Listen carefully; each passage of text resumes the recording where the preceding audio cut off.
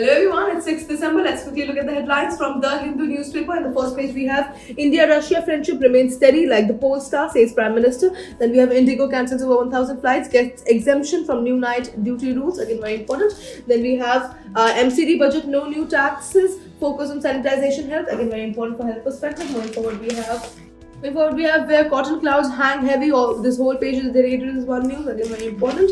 Moving forward, we have path paved to link India's skill base with Russia's demand for laborers. Again, very important for employment as well as international relations perspective. Then we have India-Russia agree to boost trade in national currencies. Again, very important for international relations perspective as well as economic perspective. Then we have ED attaches assets worth 1120 crore in Reliance case. Again, very important for economic perspective. Then we have Lok Sabha passes bill to levy a special cess on pan masala. Again, very important for policy and governance perspective.